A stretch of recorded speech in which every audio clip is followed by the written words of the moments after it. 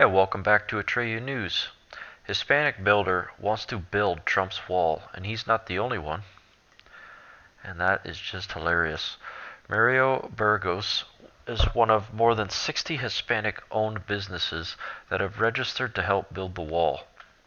Money.cnn.com reports, Mario certainly isn't anti-immigrant. His father was born in Ecuador. His maternal grandparents immigrated from Europe. But that won't stop him from bidding on the proposed Mexican border wall, because what is this about really? It's about fucking money. It's not an anti-immigrant thing for me. It's about creating jobs, and honestly, it's like any other job. Burgos is one of more than 60 Hispanic-owned businesses that have registered as vendors that are interested in bidding on the project, about 10% of the 600 or so companies that have done so. Formal bidding has yet to start, but the Department of Homeland Security is expected to post details for bidders later this week. That's going to be so awesome when they break the ground for that. So awesome.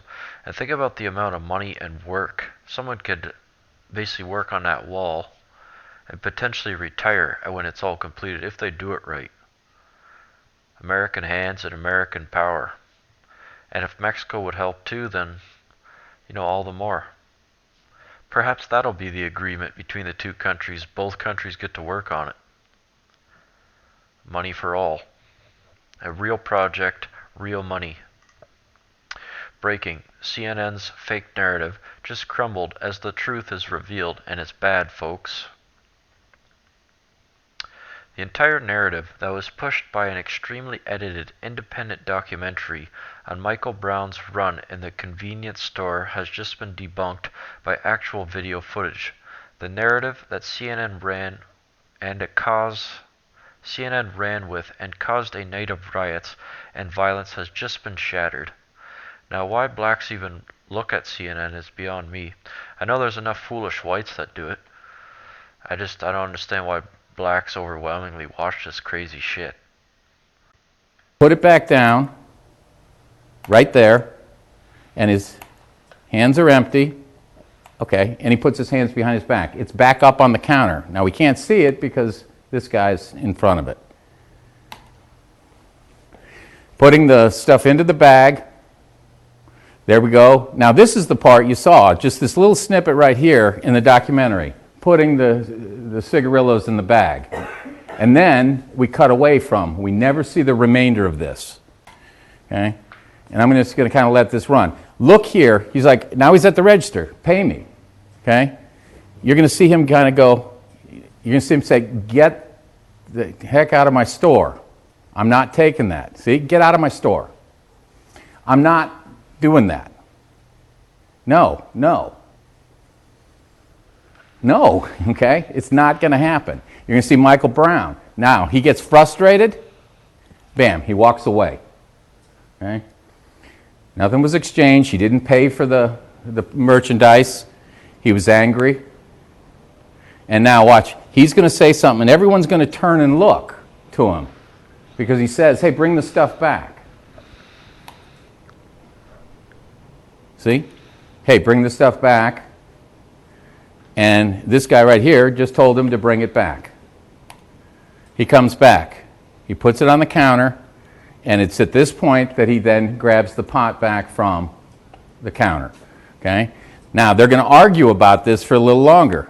Okay? He's got it in his right hand right there. See? He's arguing. What do you mean? What do you mean you won't do that? He's saying, no, I'm not going to do it. They're trying to ignore him. They're trying to be nice. And out he goes. Okay? Now, if this were a layaway, watch what the clerk gives him the kind of the wave off, probably some language. But if this were a layaway, he'd put the bag aside. Okay? Just say, put it under the counter. He's going to be back for it. See, he's kind of saying, I don't know what He takes that, he restocks it. He takes the 2 bottles of Vest soda, he gives it back to that guy. He goes and puts them away. And that's the transaction. Now, then he's going to go from there And he's going to decide, you know what, I better go see what the guy was doing. He wasn't very happy with me. And there he goes. I'm going to show you one more angle, and then I'll take questions. And it's just one shot on this other angle.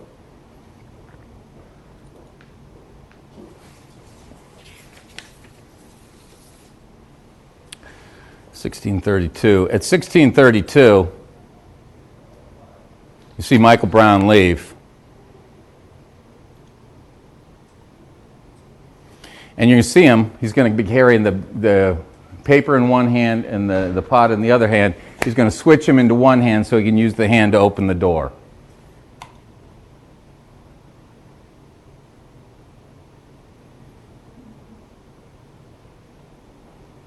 Right there.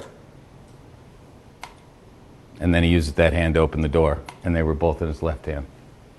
You could see throughout the video, he came in with a white piece of paper in one hand, went to his pocket, pulled out the marijuana, and when he left the counter, he had the paper in one hand, the marijuana in the other hand, and there was no transaction. That, I dare anyone to tell me that that looked like a friendly interaction between people that knew one another and were offering to hold cigarillos till the next morning for this individual. That was a heated argument, an exchange. Numerous times you saw him tell him to get the heck out of his store. There was no exchange. And when you take all of that out, like the documentary filmmaker did, yeah, you can edit down anything. That's what you all do. You edit video. We can all make it look like something happened, and that's what the documentary filmmaker did.